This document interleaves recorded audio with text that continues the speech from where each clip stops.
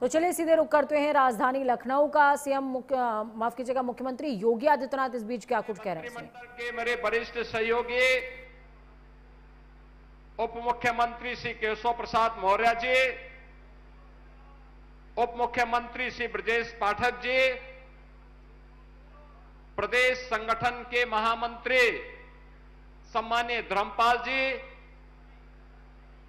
अवध प्रांत के नवनियुक्त क्षेत्रीय अध्यक्ष श्री अवधेश द्विवेदी जी, अवध प्रांत के शक्ति केंद्र संयोजकों के आज के इस सम्मेलन में उपस्थित इस प्रांत के सभी पदाधिकारीगण, शक्ति केंद्र के सभी संयोजकगण, उपस्थित बहन और भाइयों,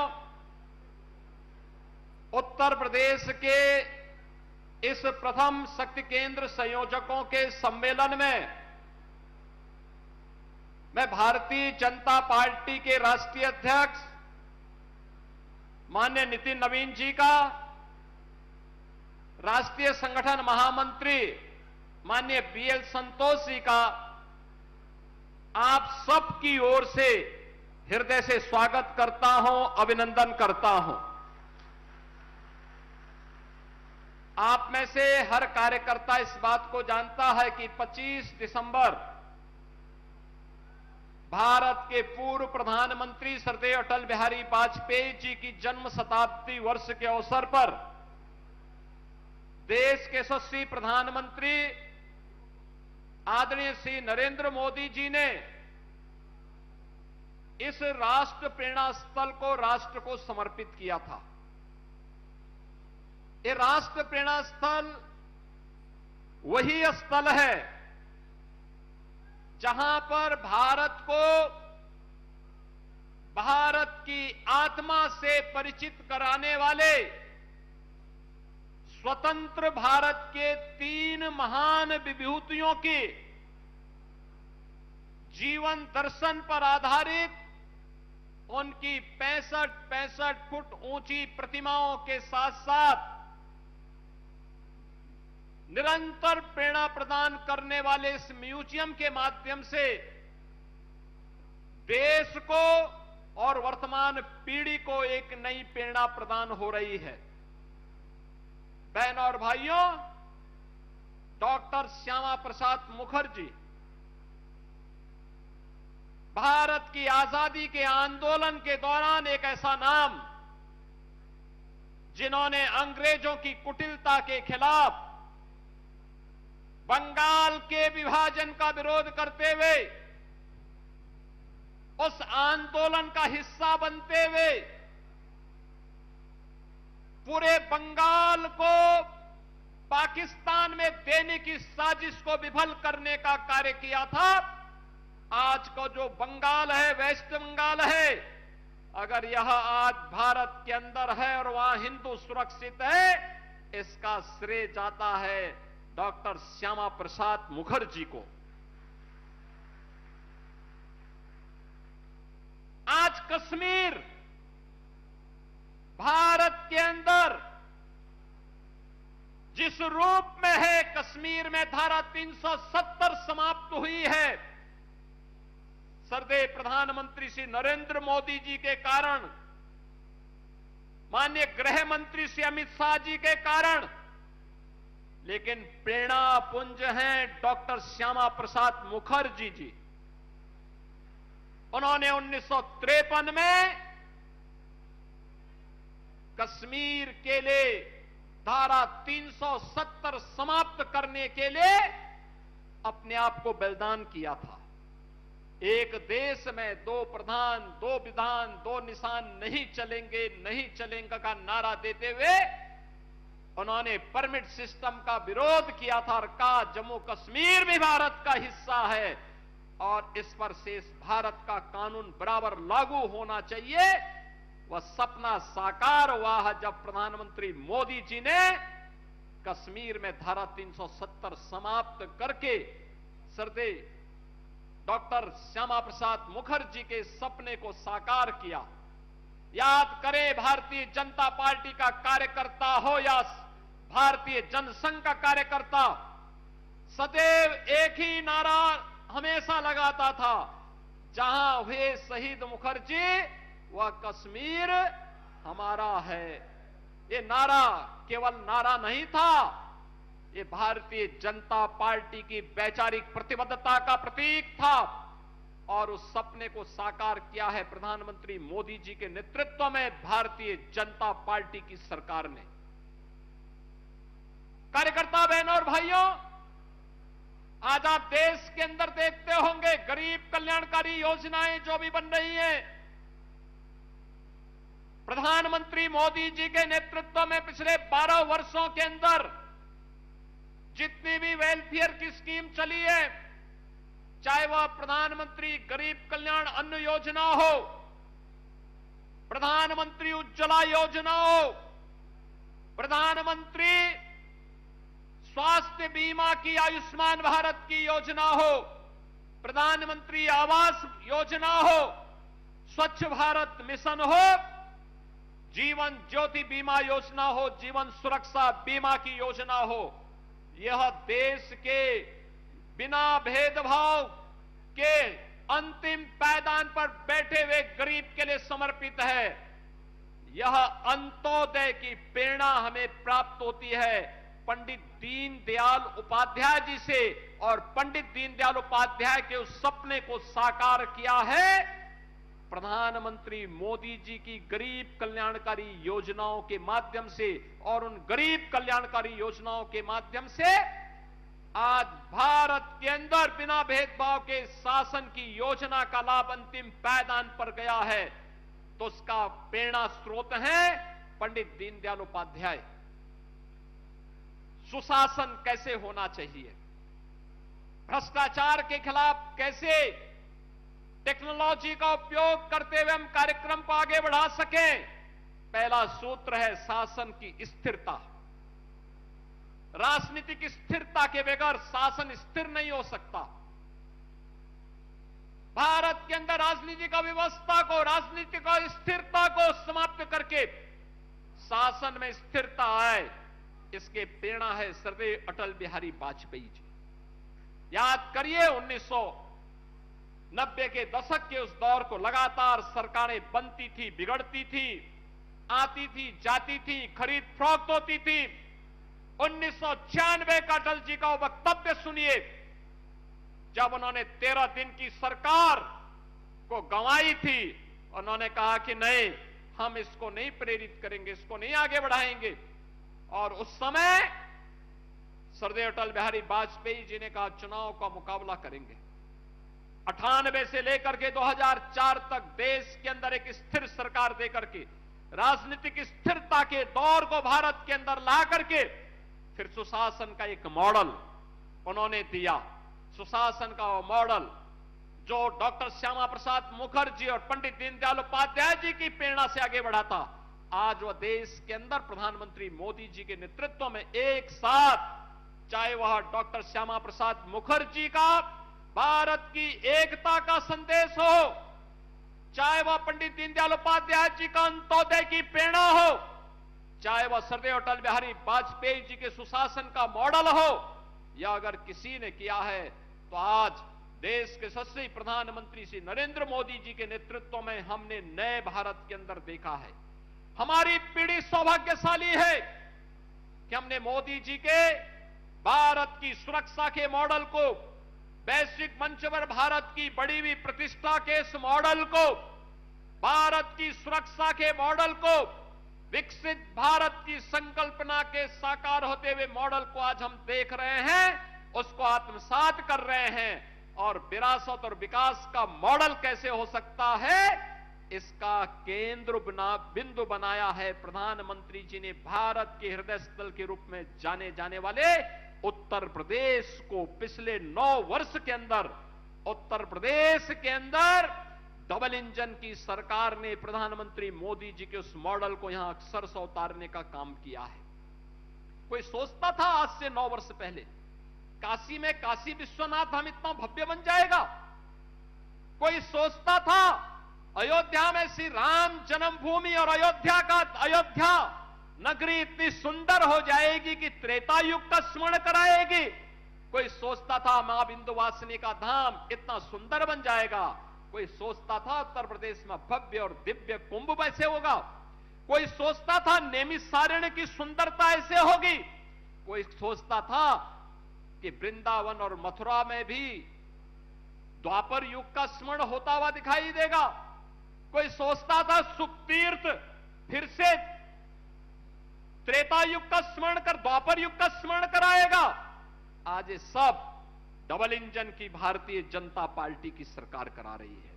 विरासत भी है तो विकास का model, infrastructure, world class infrastructure, highway, railway, metro, inland waterway, rapid rail, इस सब का मॉडल आज यूपी के अंदर मैन्युफैक्चरिंग के एक हब के रूप में यूपी का बढ़ती हुई ताकत।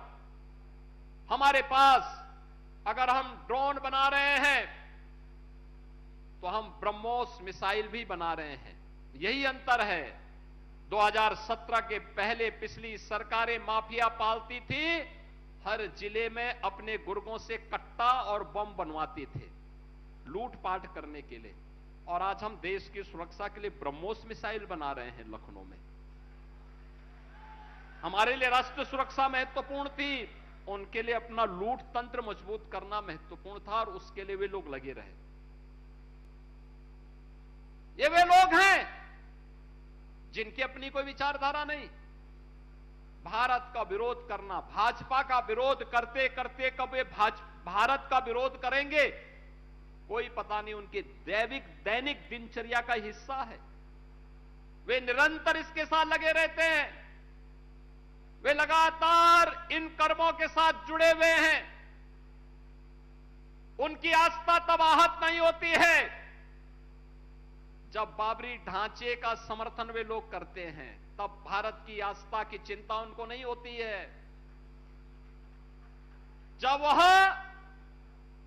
भारत के मानबिंदुओं का अपमान करते हैं, जब लैंड जिहाद, लव जिहाद और थूक जिहाद का बड़ी बेशर्मी के साथ ये लोग समर्थन करते हैं, तब इनको भारत की आस्था और उत्तर प्रदेश की आस्था की चिंता नहीं होती है। लेकिन वोट बैंक की तब चिंता होती है। लेकिन जब भारत की आस्था को आहत करना हो तो प्रत्यक्ष और प्रत्यक्ष रूप से इनके द्वारा प्रहार करने के कोई मौके नहीं चूके जाते हैं। बहनों और भाइयों, हम सबको याद रखना होगा, आज जो विकास दिखाई दे रहा है, आज जो सुरक्षा का मॉडल है, आज जो सुशासन का मॉडल है और जिस प्रकार से डबल इंजन की सरकार समाज के प्रत्येक तबके के लिए, क्या वो युवा हो, क्या वह आधी आबादी बहन और बेटियों के स्वावलंबन और सुरक्षा से जुड़ा हुआ मुद्दा हो, क्या वह अन्नदाता किसान हो या गरीबों तक शासन की योजना का लाभ बिना भेदभाव के उपलब्ध करवाने का कार्य बिना रुके हुए, बिना डिगे हुए, बिना झुके हुए, बिना थके हुए निरंतर पहुंचाने का कार्य कर रही है। और यही तो पीड़ा है इन विपक्षी दलों को, समाजवादी पार्टी, कांग्रेस, इन सब की चिंता यही है कि जिस तबके को ये जाति के नाम पर बांटते थे, वर्ग के आधार पर विभाजित करते थे, वह तबका तो गरीब कल्याणकारी योजना के माध्यम से गरीब को, किसान को, नौजवान को और महिलाओं को डबल इंजन की सरकार ने अपने के साथ जोड़ने का काम किया है, भारत की एकता और अखंडता के लिए, क्योंकि हर भारतीय जनता पार्टी का समर्पण है और उस कार्य को, उस संकल्प को पूरा कर रहा है भारतीय जनता पार्टी के नेतृत्व में डबल इंजन की सरकार।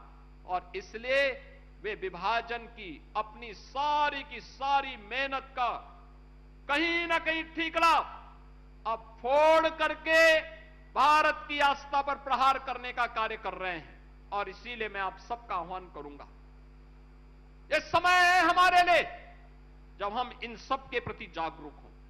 शक्ति केंद्र का मतलब भारत की लोकतांत्रिक व्यवस्था का वह केंद्र बिंदु जहां से एक एक मतदाता के साथ हमारा संवाद शुरू होता है। प्रधानमंत्री मोदी जी ने हमेशा कहा है, चुनाव जीतने का मतलब विधानसभा में चुनाव नहीं लड़ा जाता है। चुनाव लोकसभा स्तर पर और जिले स्तर पर और प्रदेश स्तर पर नहीं लड़ा जाता है। चुनाव का केंद्र बिंदु तो बूथ होता है और चुनाव का केंद्र बिंदु शक्ति केंद्र होता है। शक्ति केंद्र, अगर शक्ति केंद्र मजबूत है और हमारा बूथ मजबूत है तो फिर चुनाव हमारे पाले में आएगा ही आएगा। और उस दृष्टि से उसके रखवाले के रूप में आपकी बड़ी भूमिका, उस महती भूमिका के कारण दुनिया के लोकतांत्रिक देशों में सबसे बड़े राजनीतिक दल के रूप में जिस पार्टी ने प्रधानमंत्री मोदी जी के नेतृत्व में यह सफलता प्राप्त की है, उस भारतीय जनता पार्टी के हमारे राष्ट्रीय अध्यक्ष माननीय नितिन नवीन जी आज हमारे इन शक्ति केंद्र संयोजकों के साथ संवाद बनाने के लिए स्वयं प्रदेश की राजधानी लखनऊ में आए हैं। और इस दृष्टि से मैं उनका आप सबकी ओर से हृदय से स्वागत करता हूं, अभिनंदन करता हूं। बहनों और भाइयों, जब शक्ति केंद्र मजबूत होगा तो बंगाल जैसी जीत प्राप्त करने में कोई कठिनाई नहीं होगी। बंगाल की जीत केवल जीत नहीं है, बंगाल की जीत का मतलब पंडित यानी वह डॉक्टर श्यामा प्रसाद मुखर्जी के सपने को साकार करने की जीत है। जिस बंगाल को घुसपैठ का एक अड्डा बना दिया गया था, जिस बंगाल में अराजकता को चरम तक पहुंचा दिया गया था, जिस बंगाल में भारतीय जनता पार्टी के अनगिनत कार्यकर्ताओं ने अपना बलिदान दिया है, उस बंगाल में भारतीय जनता पार्टी की थंबिंग मेजॉरिटी के साथ सरकार बनना इस बात को साबित करता है कि हमारा शक्ति केंद्र मजबूत होगा, हमारे लिए कुछ भी कठिन नहीं होगा। और अगर शक्ति केंद्र मजबूत है तो सब कुछ हमारे हाथ में है। और इसलिए बहनों और भाइयों, मैं आज के दिन पर आप सबको आह्वान करूंगा कि आज राष्ट्रीय अध्यक्ष जी का मार्गदर्शन प्राप्त हो रहा है। राष्ट्रीय संगठन महामंत्री जी एक एक कार्यकर्ता के उत्साह को स्वयं अवलोकन कर रहे हैं, देख रहे हैं, और फिर उसके अनुरूप वे अपने रिपोर्ट और अपना मार्गदर्शन भी फिर भेजेंगे। लेकिन आज के इस अवसर पर ये आप उत्तर प्रदेश के अंदर पहला प्रांत है जो प्रांत राष्ट्रीय अध्यक्ष के साथ, राष्ट्रीय अध्यक्ष जी के साथ अपना संवाद जोड़ करके सौभाग्यशाली हो रहा है। अभी कमेटी गठित हुई और अभी इन्होंने पहला सम्मेलन अपना यहां पर संपन्न करके ये दिखा दिया कि हमारे पास ताकत है और हम लोग के लिए कुछ भी कठिन नहीं।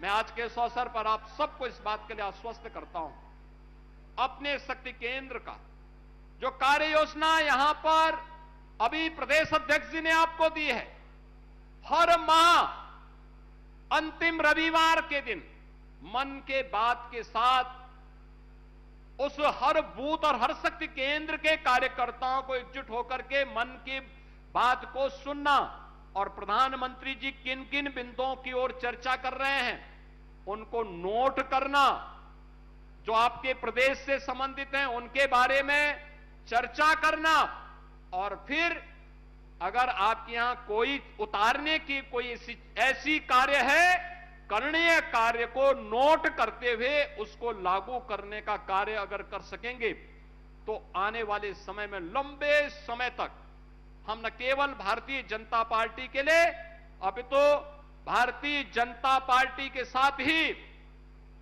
देश के लिए कार्यकर्ताओं की एक ऐसी फौज खड़ी करवा देंगे जो आने वाले समय में उच्च मूल्यों और आदर्शों के साथ ही राष्ट्र को समर्पित रूप से कार्य करने वाले कार्यकर्ताओं की एक महत्वपूर्ण टीम के रूप में हर एक स्तर पर दिखाई देगी।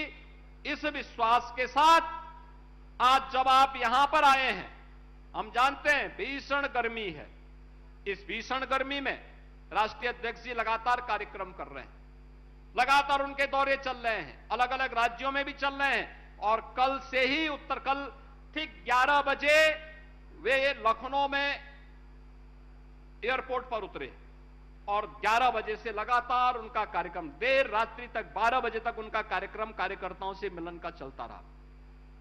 अलग अलग कार्यक्रमों के माध्यम से आज प्रातः काल से 8:30 बजे से ही उनके कार्यक्रम निरंतर चल रहे हैं, बिना रुके, बिना डिगे, बिना थके। यही है भारतीय जनता पार्टी की यात्रा। चरेवेती चरेवेती के इस मंत्र को हम सबको भी अपने जीवन में अंगीकार करना होगा। और मैं आपको आश्वस्त करता हूं, सरकार आपकी है, आपके सम्मान के विरुद्ध कोई आचरण नहीं कर सकता है। आपके हितों और आपके मूल्यों, आपके आदर्शों के विरुद्ध कोई आचरण नहीं करेगा। और हम सबका आदर्श, हम सबकी प्रेरणा वही है जो हमारा केंद्रीय नेतृत्व होगा, और हमारा प्रेरणा वही है जो ये राष्ट्र प्रेरणा की 3 महान विभूतियों के नाम पर यहां पर राष्ट्र प्रेरणा स्थल बना हुआ है। जो प्रेरणा उन्होंने दी वो हमारे जीवन का मंत्र है, और उस मंत्र को जब भी हम आगे बढ़ाएंगे, अपने जीवन में अंगीकार करेंगे, तो आपके सम्मान के विरुद्ध आचरण करने का दुस्साहस कोई नहीं कर पाएगा। इस विश्वास के साथ एक बार फिर से मैं आज के इस अवसर पर राष्ट्रीय अध्यक्ष जी का, माननीय नितिन नवीन जी का इस शक्ति केंद्र संयोजकों के सम्मेलन में हृदय से स्वागत करता हूं, अभिनंदन करता हूं। राष्ट्रीय महामंत्री जी का हृदय से स्वागत करता हूं, अभिनंदन करता हूं। आप सभी का भी मैं अभिनंदन करता हूं कि इस भीषण गर्मी में पिछले 3 घंटे से आप बैठ करके पूरे मजबूती के साथ आपने साबित किया है कि हम लोग सम और विषम परिस्थितियों में कार्य करने के लिए में सक्षम हैं, और उसी अनुरूप अपना परिणाम भी देंगे। इस विश्वास के साथ आप सबके प्रति मेरी मंगल में शुभकामनाएं हैं। धन्यवाद। जय हिंद, जय जय श्री राम।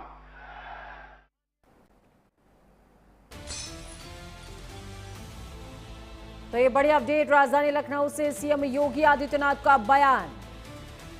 हम ड्रोन, ब्रह्मोस, मिसाइल बना रहे हैं।